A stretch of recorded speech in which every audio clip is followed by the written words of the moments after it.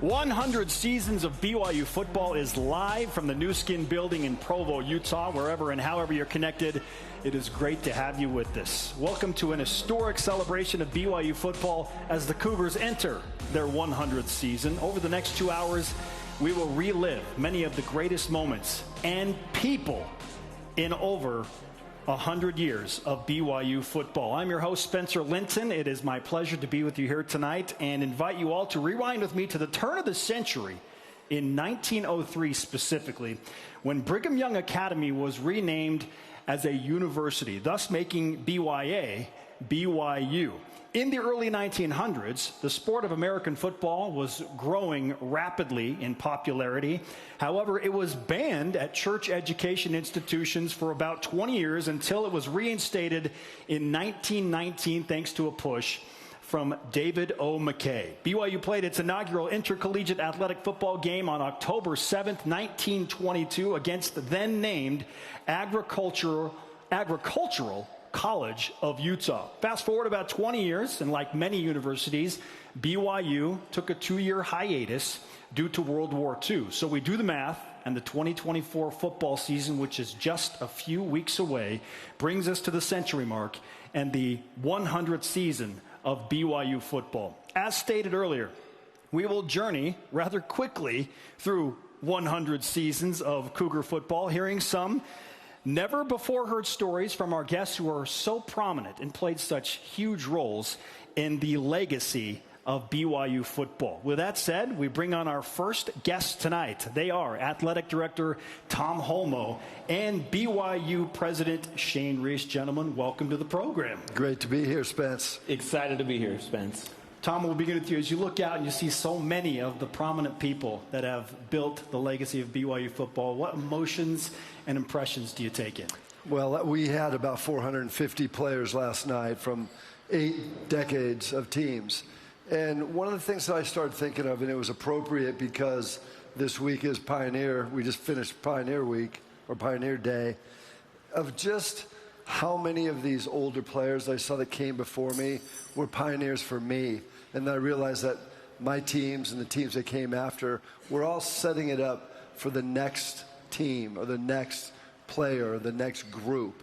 And it was so cool last night just to see all of those people together. And it's a great brotherhood. It's the BYU football family.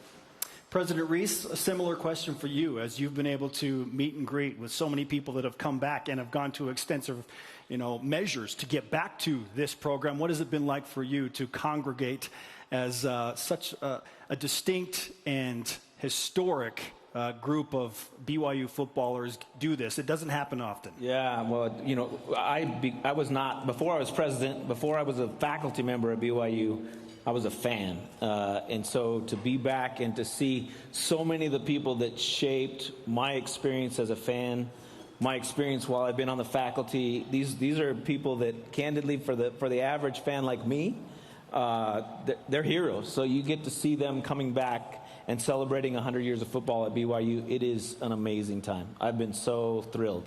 With the 100th season quickly approaching, Tom, there will be some celebrations and some festivities. So what can fans look forward to as we approach the century mark for BYU football? Oh, there's a lot scheduled. I think kind of going back, we have in the Kansas State game, the 1996 team was one of the great teams of all time at BYU.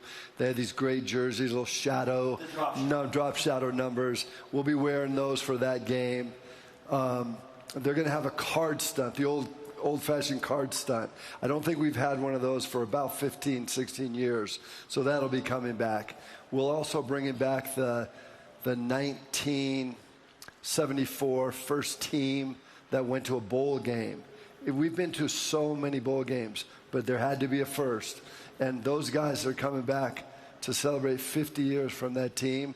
They're super excited to come back to this campus and realize this is where all the Bulls started, right with us. Our good friend Gary Scheide is still mad about losing to Oklahoma State in 1974. He hasn't forgotten, and he knows that the Cowboys are going to pay a visit to LaVell Edwards Stadium in October.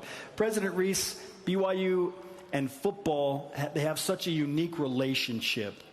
There's also how they fit into the greater mission of the Church of Jesus Christ of Latter-day Saints. So How do you see what has transpired and what this can become as that relationship moves forward? Yeah, it's a great question, and I think that it's critical for us to be different, to have things that we do that are distinctive.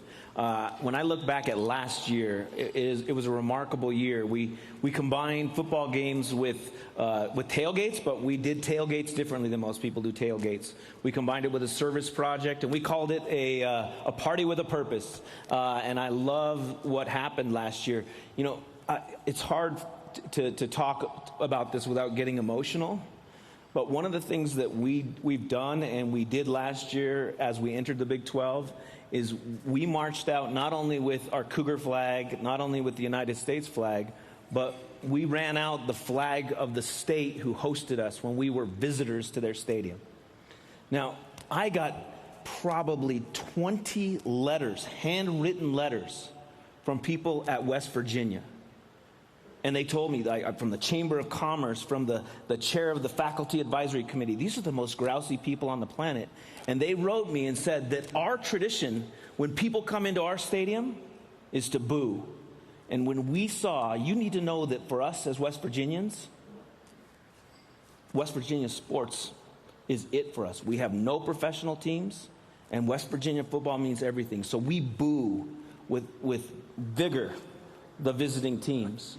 And they said when people ran out with our state flag, visitors to our stadium, we found ourselves in tears, and we couldn't boo BYU when they walked through the doors. And look, I think that's a brilliant thing. It's a game changer. And look, we want to go on that field, and we want to be competitive, and we want to hit people as hard as we hit anyone else, right? We want to be out there really digging in and competing hard. That's an important part for the mission of the university to shine. It doesn't shine if we're not competitive on the football field. But it doesn't mean we have to do it the same way everyone else does. And I love what happened last year. I saw hearts changed. And at the end of the day, if we're going to be an institution that says that we are believers in Jesus Christ and we follow Jesus Christ, it's got to manifest itself in the classroom. It's got to manifest itself on the football field. And I will tell you, the other experience last year that for me was a game changer. I was at Media Days last year. It was the first time at Media Days. We're in Dallas Cowboys Stadium. It's a spectacle. Our commissioner of the Big 12 is a spectacle maker. I mean, it's a big deal for us to be in the Big 12. And to have the press essentially milling about, not paying much attention. We were one of the last teams that stood up there. And then when Coach Sitake talked about the faith that he had in his Lord and Savior Jesus Christ, the silence that came over that media room was unbelievable. And I heard two people sitting behind me. They were media representatives from Texas. I went to school at Texas A&M. I know how they feel about their football, and I know how the press are as they relate to football. And both of them leaned over to one another, and they said, I could play for that guy. Those are the kinds of things that make us distinctive as an athletic program. It starts with the top. I'm so grateful for Tom Holmoe, for the incredible influence for good that he's been in our athletic program. I'm grateful for our head coaches, and that's the kind of thing that reinforces the mission, reinforces that we are, in fact, different at BYU. So that's how I see that playing out. Well said. Brigham Young University President Shane Reese. A fantastic recap in just a few minutes of the mission of BYU football within the mission of the Church of Jesus Christ of Latter-day Saints. And I should add to that, I was at TCU, and I had a group of fans say, you know, we really want to hate you guys. Really want to hate, but you're so nice. Yeah. That mixed feelings about that. Yeah. Oh, that's so great. Thanks for your time, for sharing such incredible insights. And thanks to Tom Holmoe, the athletic director, for all you do. And also your commentary earlier in the program. Thank you, gentlemen. Thank you.